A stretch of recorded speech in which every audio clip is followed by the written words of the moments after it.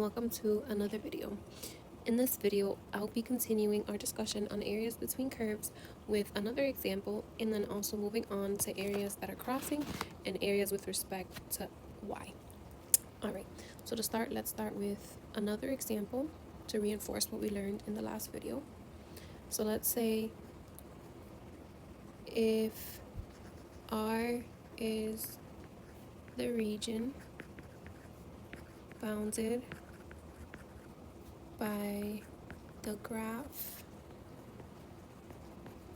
of the function f of x equaling 9 minus x over 2 all squared, and the function g of x equaling 6 minus x. Find the area of R. Okay, so the first thing we have to do, remember that we need to, right, our setup is going to be R equals the integral from a to b of, well, right, we would normally set it up as f of x minus g of x dx, where f of x is always greater than or equal to g of x. So this was how we defined the area between curves. So we don't know yet, right? In this example, we're not told whether f of x is above or g of x is above. And we're also not even given bounds for the area, right? Or equivalently the integral. So in this case, what you have to do is you have to graph these two functions. And what will happen is that they should intersect, and the intersections will naturally give you bounds. So the graph of, right, which one is which? Well, we know, right, this x squared is a parabola and this is a line, right? I know because I graphed it as well, but just so you remember, you're graphing properties. So this is g of x, and then the red is f of x, which is 9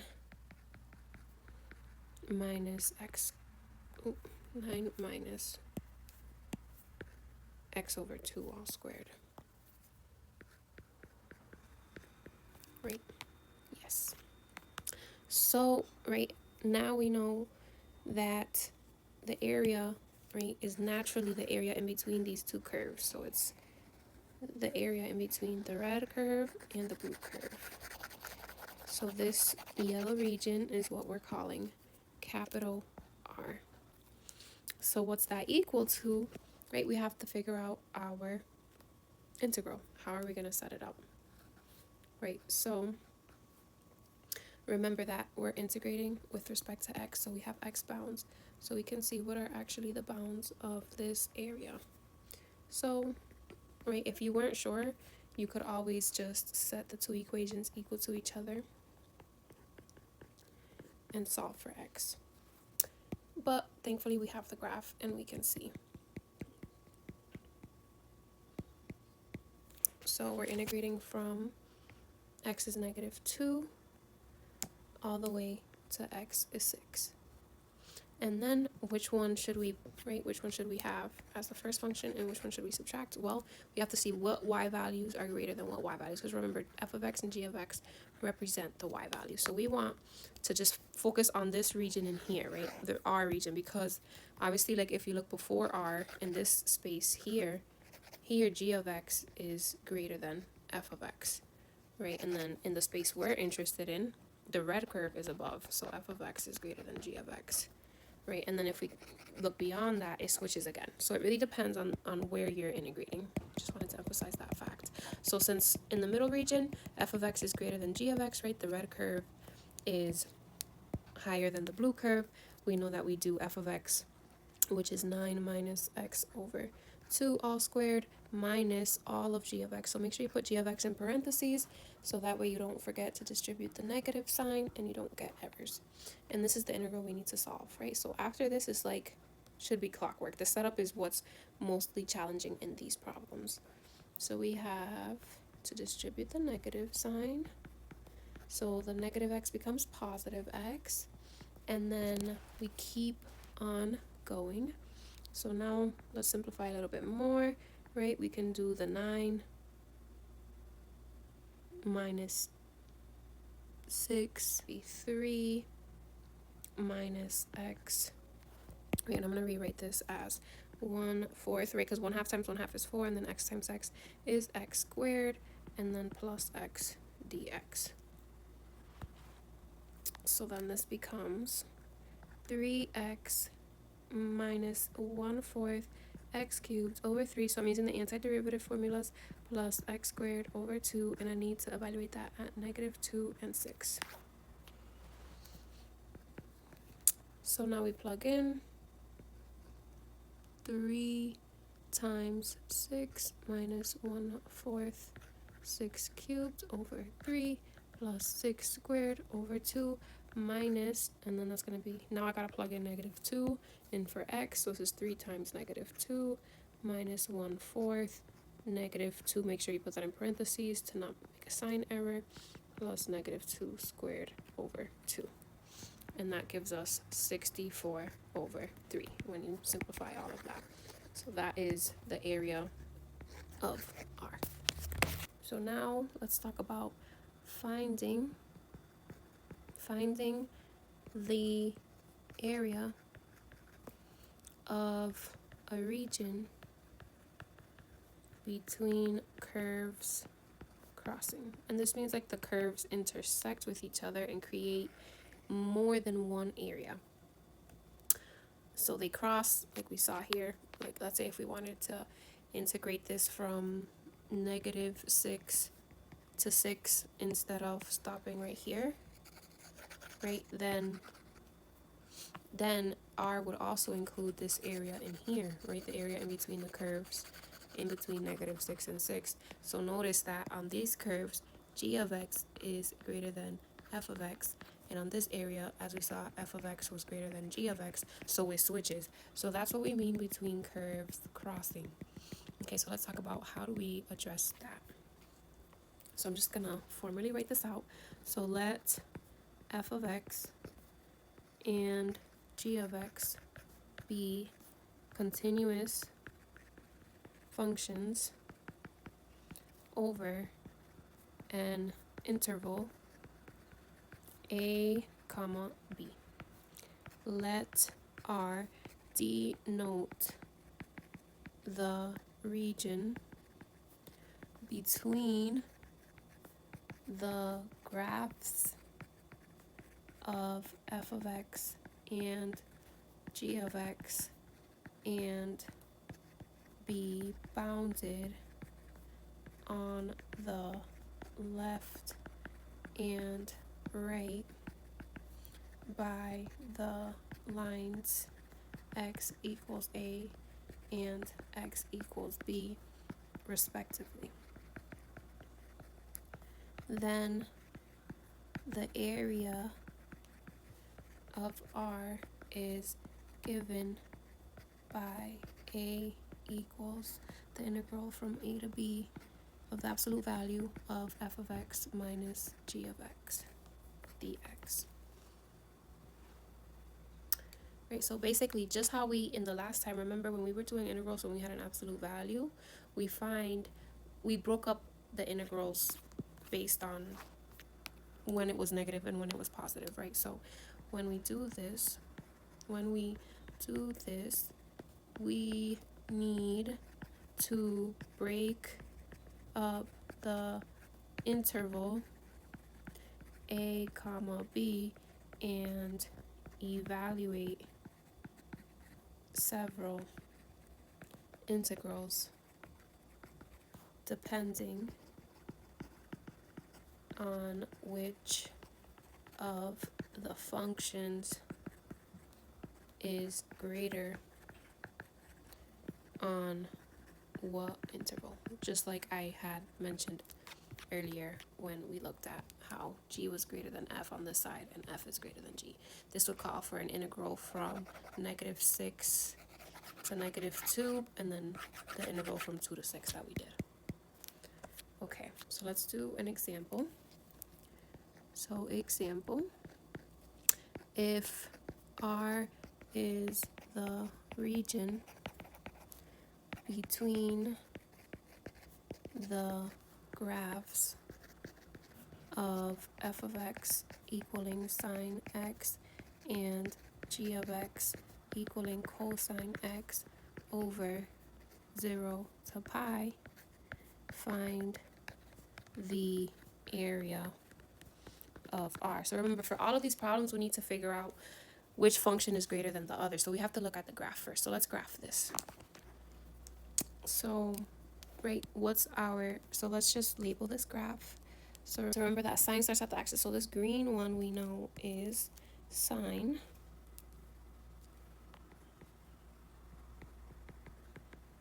And then this purple one we know is cosine. And right, the red line is pi, and then this black line is 0. So our shaded, the area we're trying to find is in between those two curves from 0 to pi. So as you can see, this region, right, is split into two regions, which is an area, what we refer to when we refer to area of curves crossing. And in this region here, we have the purple on top. So that means that here g of x is greater than f of x, which is sine. And then in this region here, g of x, hold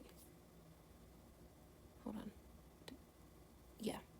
And then in this one, the green is bigger than the purple. So f of x is greater than or equal to g of x. So we have to find this point here, right? Because we basically have to split this into two integrals, right? So this will be like our R1, and this will be like our R2. So what is that point there, right? That's where the functions meet. So that's where the functions equal each other. So basically, we first, find where f and g intersect. And remember, right, so we're trying to find where does sine of x equal cosine of x, and think about your unit circle, right? We know that that happens at pi over 4, right? Because remember, pi over 4, both of them are equal to the square root of 2 over 2. So, right, we're going to do our first integral from 0 to pi over 4. Right, on that integral, we said that g of x, which is cosine, is greater than sine. So we do cosine minus sine. Right, so this is since cosine of x is greater than sine of x on 0 to pi over 4. And then the next integral is going to be from pi over 4 to pi. So, right, from this line here, right, where they intersected, all the way to the end, right? So this is going to be pi over 4 to pi. And in that interval, we saw that f was greater than g. So sine is greater than cosine. So we're going to do sine minus cosine, right? You always want to do the function that's greater, right? The function that's on top minus the function on bottom, right? So since sine of x is greater than or equal to cosine of x on pi over 4 to pi. Okay, and then r, right, is equal to the sum of those two integrals.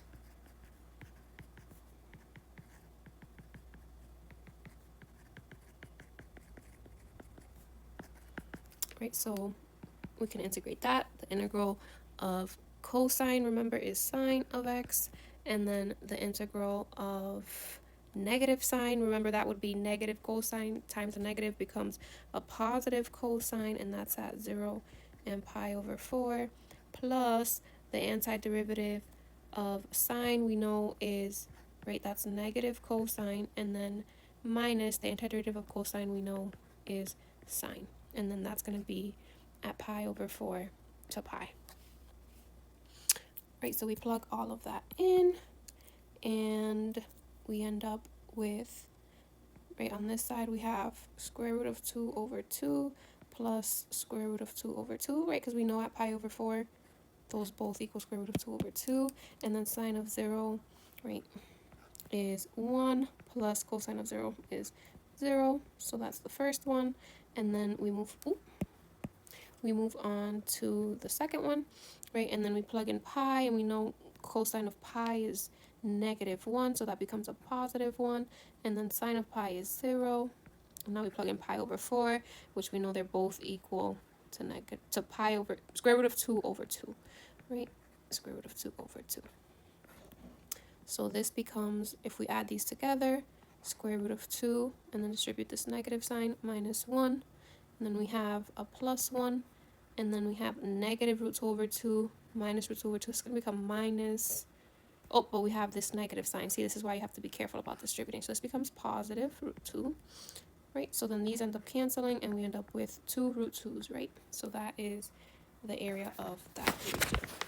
So the key takeaway is, if you are finding an area with respect, spelled that wrong, with respect to x, right? So normal equations, we'll talk about with respect to y in a second, right? So this is just like the standard way of equations, right? The variable is x. Then always integrate the difference between the top graph minus the bottom graph. So you want to look at the graph and see vertically which one is higher than the other. And that's how you set up your integral. So next, let's talk about regions defined with respect to y. So now we're writing our equations differently, where the variable is y and the output is x now.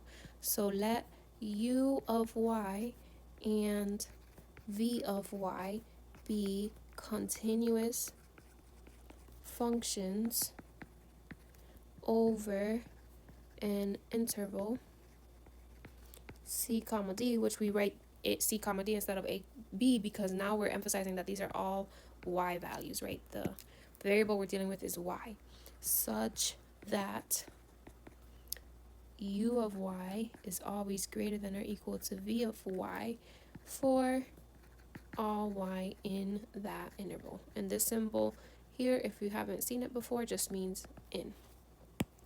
Okay, so we're going to let R denote the region bounded on the right by the graph of u of y, because remember, now the output is x values. So if we're saying u of y is greater than v of y, that means the x values coming out of here are bigger than the x values coming out of here. And remember, when we look at the x-axis, right, the more to the right you are, the bigger, right, your number value is. So when we mean bigger with respect to y, we mean to the right, versus when we were doing it with respect to x, right, like normal, then it would be top minus bottom. So that is the key thing to remember. Okay. I don't know what's going on. Okie dokie. Oops. Don't want that. Just trying to get rid of this. And then let me just fix my y's. Okay. By the graph of u of y, and the left by v of y, and then above by y equals d, and below by y equals c, then the area of R is given by a equals the integral from c to d. Right, so these are all y values. We're integrating with respect to y. Right, we do the bigger one minus the smaller one. So in this case, that's u of y minus v of y dy. Right, so what does this look like, right, graphically? If we think about this, it looks something like this for an example, right? We have our x-axis, we have our y-axis, and then we have some y values, c and d, and then let's say we have some function that is like this, and then let's just draw some other function, let's say like this, right? So then the area between the curves isn't obvious, but we're told between C and D. So now we have an area clearly in between the two curves of the graphs that I draw. So this is our area A in here. So which one is U of X and which one is, which one is U of Y and which one is V of Y? But remember, U of Y has to be to the right. When we look at our area, we want to see what's to the right. Well, that's this function here. So this green function is our U of Y and the purple function is our V of Y. Okay, so let's do an example with finding the areas with respect to Y. So find the area of R by integrating with respect to Y. And they give us this graph here. Okay, and then R is this region in here. Okay, so they tell us we need to do this, right, with respect to Y. However, our functions were given to us with respect to X. So the first thing we have to do is change them with respect to Y. So first,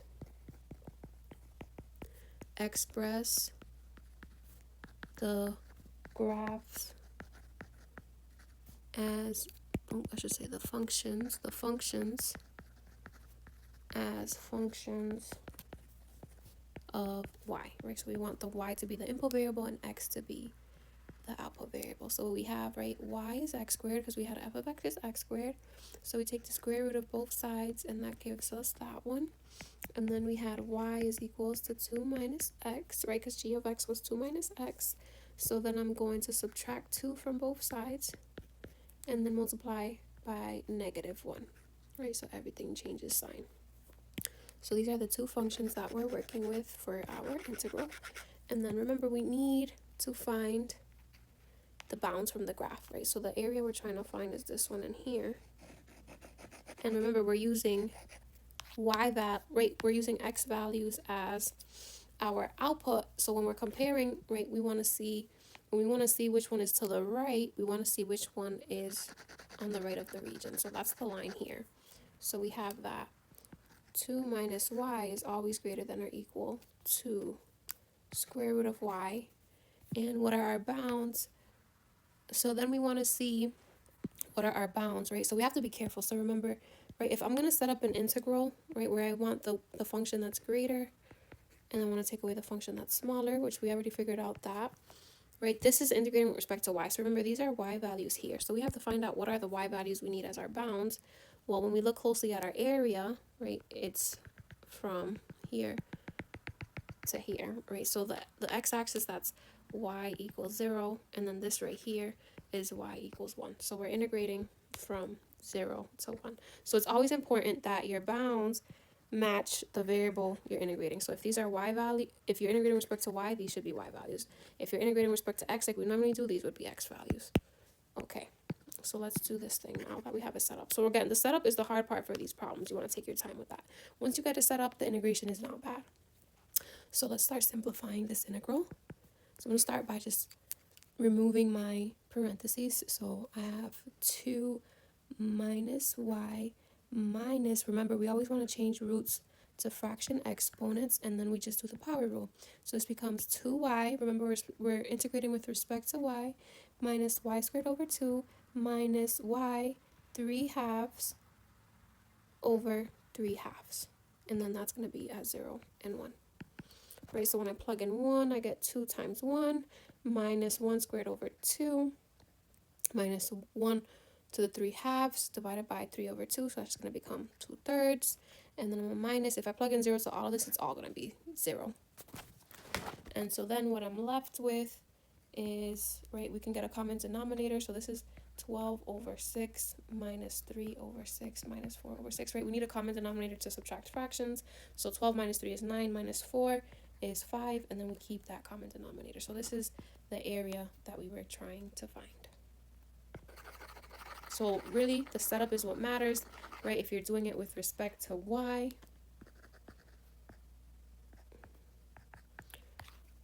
right? That means that you're integrating, right? Your variable is y. Then that means that you want to do left minus right, and you want to have y value bounds. And then if you're doing it the normal way, where x is the variable, then you do top minus bottom and x value bounds. Alrighty, thank you.